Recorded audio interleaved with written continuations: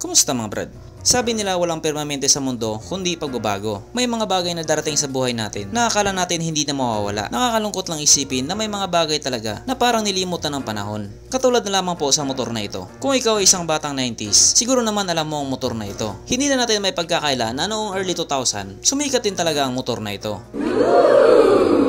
So yan nga po ang Yamaha Krypton. Maaaring yung iba sa inyo, hindi kilala ang motor na ito. Noong early 2000 nga po, isa ito sa mga pinakasikat ng motor ng Yamaha pagdating sa kategory ng 110cc. At sa maniwala po kahit sa hindi, ibang klase po ang motor na ito. Kung power lang po ang pag-uusapan, hindi po ito magpapahuli. Talagang meron po siyang ibubuga. Kaso lang pagdaan ng panahon, unti-unti na po itong nawawala.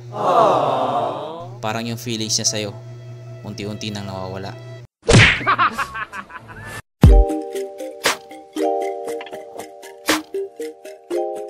Pero syempre bago tayo magpatuloy, kung bago ka pa lamang napadpad dito sa aking walang kwentang channel, huwag ka na mag-subscribe. So yun na nga, sa video ito ay pag-usapan nga po natin kung ano na nga bang nangyari sa Yamaha Krypton. Kung hindi ako nagkakamali, ito na yung kahuli-huli ang Krypton na nilabas dito sa Pilipinas, ang Yamaha Krypton Z. Kung hindi ako nagkakamali. Pero kung sakaling mali, sorry na. Kung titinan nga po natin yung mga naunang model ng Krypton, medyo kakaiba nga po ang design nito. Kasi yung headlight niya, parang ulo ng alien. Alien! Pero syempre pagdating naman sa performance, panalo pa din. Katulad nga ng sinabi ko, malakas po ang power ng motor na ito. Kaya karamihan ng mga tao doon sa amin sa probinsya, ginagawa po itong habal-habal. Kasi nga, proven and tested na. Pero pagdaan nga po ng panahon, wala na po ito. Kaya kung sakaling buhay pa yung mga Yamaha Krypton nyo sa panahon ngayon, alagaan nyo na lang mga brad. Kasi para sa akin, treasure na yung mga yan.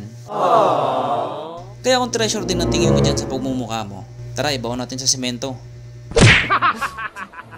Pero alam nyo ba mga brad, hindi naman talaga nawala ang motor na ito. Itinigil lang nila ang pagdala dito sa Pilipinas. Pero sa ibang bansa, meron pa din ito. Lalong-lalo na po sa may parting South America. Ang Yamaha Krypton po ay mayroon ng 2022 model. At ito nga po ay nilabas sa bansang Trinidad and Tobago. At katulad nga po ng dati, napakapogi pa rin ito. Yung resemblance ng dating Krypton, makikita mo pa rin sa kanya. Kaso lang, kahit 2022 model lang ang motor na ito, parang wala namang nagbago sa mga specs niya. Same pa rin doon sa old model. Sapagkat ang motor nga po na ito ay meron nga po 110 cubic centimeter engine displacement, 4-stroke single cylinder, single overhead cam with 2 valves. Carburetor type pa din ito at naka-air cooled. Ang kanyang compression ratio 9.3:1 at pagdating naman po sa kanyang power, ito po ay merong 6.9 horsepower at 8,000 RPM, 7.9 Nm of torque at 5,500 RPM. 4-speed pa din at manual semi-automatic. Ibig sabihin wala po siyang clutch. Ang kanyang tangke ay kaya magkarga ng 4.2 liters fuel tank capacity. Ang sukat ng kanyang gulong 70x90x17 sa harap at 80x90x17 naman sa likuran. Pero kahit ito nga po ay nakamags na, hindi pa po ito naka-tubeless. Meron pa rin siyang interior sa loob. Pagdating naman po sa kanyang braking system, disc brake sa harap at naka-drum brake pa rin po sa likuran. At wala rin po itong ABS. Syempre expected na rin yun. Ang kanyang seat height ay may taas sa 770mm at 130mm naman ang kanyang ground clearance. At ito nga po ay merong kabuuang bigat na 102 kg. At mapunta naman tayo sa iba pa niya mga features kung meron man. So ang mga ilaw nga po sa motor na ito, naka-halogen pa din. Pero pwede mo nang palitan ng LED yan kung gugustuhin mo. Ang kanyang gauge panel naka-analog pa rin na medyo may pagkakahawig nga po sa gauge panel ng Yamaha Novo. Pero kahit papano, pogi pa rin naman siya tingnan. At isa nga din po sa mga nagpapogi pa sa motor na ito ay ang kanyang decals. At ang pinaka-signature looks nga po talaga ng Yamaha Krypton ay ang kanyang makina. Na once nga po pag nakita mo, marirecognize mo na agad na Krypton ang motor na ito. Okay. At kung mapapansin nyo naman kapag naka-side view siya, may hawig siya doon sa Yamaha side. Yes po, may pagkakahawig nga po talaga silang dalawa. At trivia lang mga brad, sa ibang bansa, Krypton din po ang pangalan ng Yamaha side. Wala lang, share ko lang.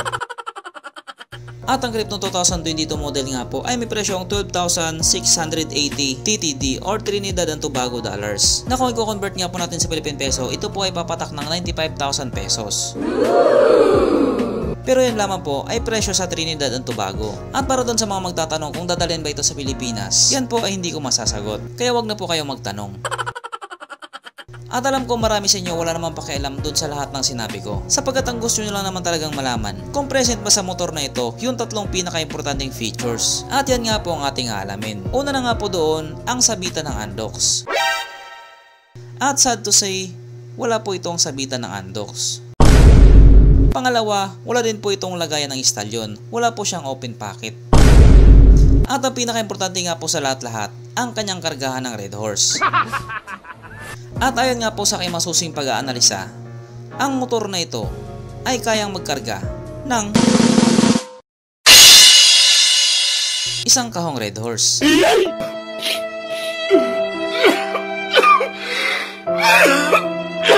So, hindi siya ganun ka-recommended. At bago nga po tayo magtapos, meron lamang akong bibinyagan. Yan po ang mga sinabi niya. Basahin nyo na lang. At dahil dyan, tatawagin kitang Tay na Yellow. Tay na Yellow!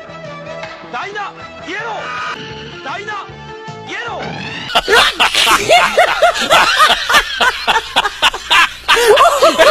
So hanggang dito na lang muna mga brad. Kung may gusto kang sabihin or gusto nyo idagdag doon sa mga sinabi ko, mag-comment ka na lamang sa ibaba. At syempre katulad ng dati, hindi magtatapos ang video na ito na hindi sumisigaw ang nag-iisang hari ng shoutout.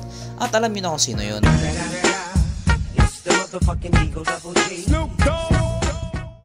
So shoutout nga pala kay Roachi Cardona. Shoutout kay JP84 at pati na rin sa kanyang misis na si Joyce. Shoutout kay John Phil Gonzalez. Shoutout kay Ride with Buddy. Shoutout kay Enzo Jamil Rilodge. At pati na rin sa kanyang tatay na si Zaid Rilodge. Shoutout kay Jema Rivera. Shoutout kay Edwin Ulita. Shoutout kay Zenix. Shoutout kay Corny TV. Shoutout kay Francis Ledesma Pilapil. Shoutout kay Steven Roy Manzanares. Shoutout kay Wilfred Hans Duero Queano. Shoutout kay Genesis Banay Barreto. Shoutout kay Ujimar. Shoutout kay Joel Milet at pati na rin sa ERCP Albay Chapter. Shoutout kay Aljon Brasinello Silaw. Shoutout kay Anton J. Uliquinho P. Monte. Shoutout kay Mark Dave Abila. Shoutout kay Dewu. Shoutout kay Benben. Shoutout kay J. Diaz Diva. Shoutout kay Jeffrey Mingoy. Shoutout kay Darwin Lintihas. Shoutout kay Gabriel Garcia. Shoutout kay Casey Mawili. Shoutout kay Angelo Reyes Laksamana. Shoutout kay Eugene Torres. Shoutout kay Daipa Delovino. Shoutout kay Belen Reggie. Shoutout kay Joseph G. Shoutout kay Jopits Bangayan Navero. Shoutout kay Sagittario 17. Shoutout kay Charlie Timon. Shoutout kay Bernard Timuat. Shoutout kay Jamar LBJ Hartwing. Shoutout kay Adrian Chapson. Shoutout kay Ronel Corrado. Shoutout kay Heart R. Anjay Vlogs. Shoutout kay Raul Guzman. Shoutout kay Jersey Grindulo. Shoutout kay Snipey 150. Shoutout kay Cyril Miloroso. Shoutout kay Dewitsky. Shoutout kay J Motorride. Shoutout kay Rogue Secretaria. Shoutout kay Jim Villarasa Pumay. Shoutout kay Oliver Gargar at pati na rin sa kanyang asawa na si Lovely Ramos Gargar at sa kanilang mga anak na sina Olivia, Levi at Oliver Jr. Shoutout kay Christian Gregorio. Shoutout kay Aki Mads. Shoutout kay Ariel James Orozco. So hanggang dito na lang muna mga brad at muli ride safe, stay at home at stay safe at syempre, stay alive, okay bye.